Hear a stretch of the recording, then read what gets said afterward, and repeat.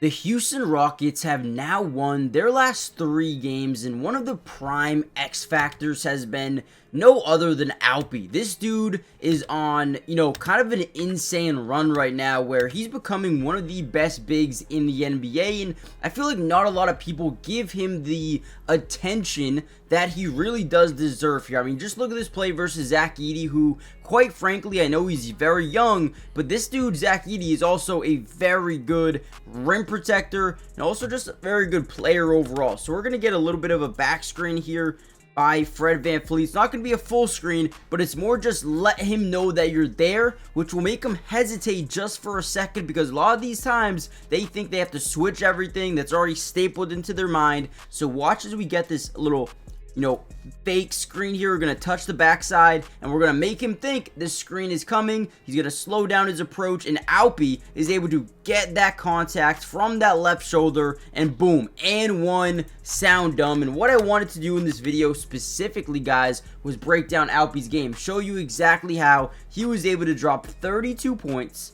14 rebounds, and also have 5 assists as well. Before we dive in, if you guys want me to break down anyone else on this Houston Rockets team, let me know in the comments down below and we'll do an individual player breakdown. But also hit that like button for more Rocket videos. With that being said, let's dive into some film. Now, one of my favorite things about Alpi is the versatility he has as a player, right? We can talk about his court mapping ability, being able to, be up there with the Nikola Jokic's, the Russell Westbrooks, the SGAs, the Lukas, right? He's up there in terms of court mapping ability. He's a great passer, but he's also a great scorer inside the arc.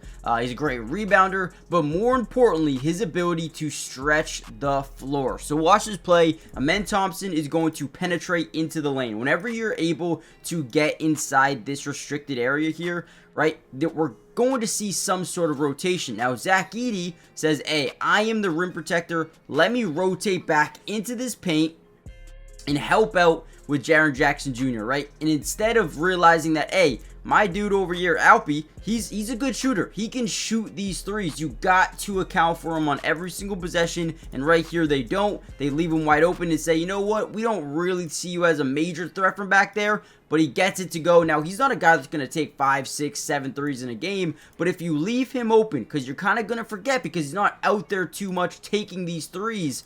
But when you forget, he will make you pay. And that is one of my favorite things about him is, he's a silent killer from behind the arc. He will make you pay if you leave him open from behind the arc. But also, he just adds so much to the game of basketball, man. I am so grateful that we have a guy like Alpi in this sport starting to develop into a star. Man, I cannot wait for him to continue to develop. All right, now look at this move right here. I'll take myself off the screen. So we're going to get this just pick, right? We're going to use it. We're going to come off it. We're going to initiate the switch because, again, what did we say earlier? This team with Memphis, they like to switch everything, right? And I think Dylan Brooks does a really good job screening and then maintaining Zach Edey's attention, because once you see Desmond Bane fully commit, he's going to leak out to the three-point line where he is a threat. I know he shot 1 of 8 in this game, but Dylan Brooks is a threat from behind the arc, right? So now we get this little mismatch, and look at Alpi, man. Look at Alpi's move here. Initiates the switch, right? He's going to put all that pressure onto the right shoulder of Desmond Bane as he spins back inside and gets an open layup. I mean, that is crazy. You can even see Desmond Bane's like, hey, I need help. What am I going to do? I'm going against Alpi. Help. Send 2. Someone rotate over. And nobody really wanted to at all. At all.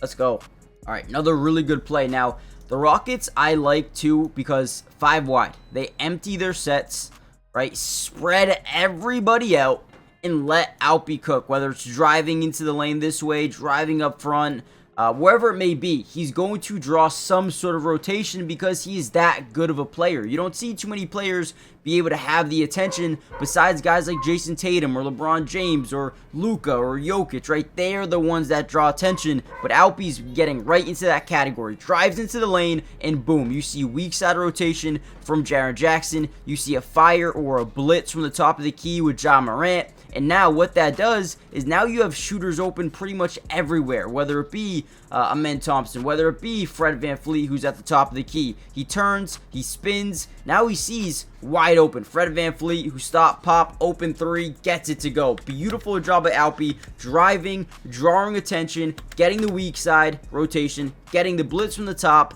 and then finding the open man. Again, this dude cannot go wrong. Now, before we head any further into this video, guys, do me a massive favor.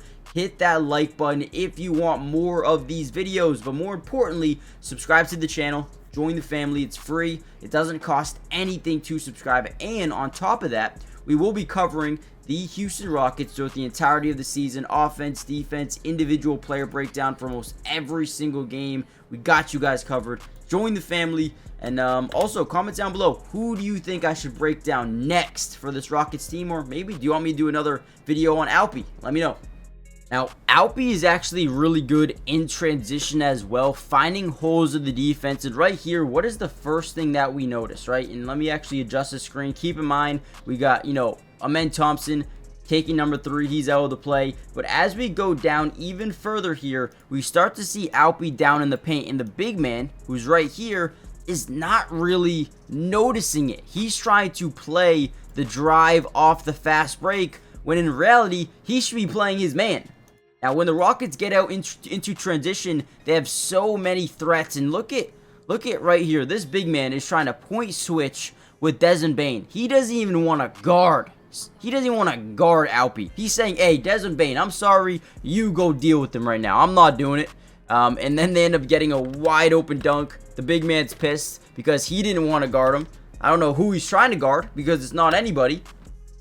But yeah, nice. That's how you stop Alpi right there. Just leave him wide open. All right, here we go. Another really good play I liked from Alpi. We're going to get this high pick and roll to the basket, but he's actually going to stop around that free throw line from a bounce pass. We're going to initiate the switch from Jaren Jackson, at least, quickly, as they try to rotate back. Their defender, on-ball defender, is going to try to fight over the screen after being put in that jail situation where you're kind of stuck behind Jalen Green. And again, right, Alpi does a really good job. He's going to actually stop at the free throw line, kind of get Jaren Jackson to slightly commit. Now, he's going to fake drive into the lane, get Jaren Jackson all turned around, and in reality, all he's going to do is stop and pop, open mid-range, off the glass. The bank is open, at least for Alpi today. And man, at this point, it's only the second quarter, and I feel like I've already broken down the majority of the game for Alpi. But man, there's still so much more to break down with this dude. He's amazing. So another high pick and roll opportunity. Bounce pass gets to that mid-range area. And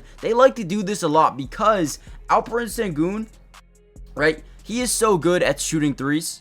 He is so good at finishing in the mid-range area. He's so good at finishing in the paint, in the lane, right? But he's also a very good passer once he gets this ball, whether it's be that weak side rotation here, find the open man in the corner, or if they rotate here, find him, right? There's going to be some sort of rotation when you get Alperen Sengun into the lane, and we've seen him make the good pass. We've seen him make the open mid-range. We've seen him make the open three. Now, the open floater gets it to go off the roll to the basket. This dude is just different. He's just different. He's a different type of player. Now we're going to get a little bit of a DHO off a screen. Dylan Brooks sets a screen here, right? Now, Alpi is going to set a screen after handing the basketball off to Fred VanVleet, who is going to curl around for a mid-range if and only if Zach Edey doesn't fully commit over, hedge over that screen. And if he does, now we get a roll to the basket for Alperen, right? Hopefully I'm saying his name right. I'll just call him Alpi. But again, get that DHO. If Zach Edey fully overcommits to stopping that midi, we roll to the basket. Instead, they're in a drop zone coverage, which he's really only trying to stop Alpi from cutting to the basket. And Fred VanVleet's open for a mid-range. And again, Alperen Sengun's ability to draw attention allows his teammates to get open shots. And right there, it shows it. Alright, we are going to end the video here. If you guys want a part 2 to this video, let me know in the comments down below, or hit the like button. Also, subscribe if you're new, join the family, turn on post notifications, and I'll see you guys in the next one. Peace.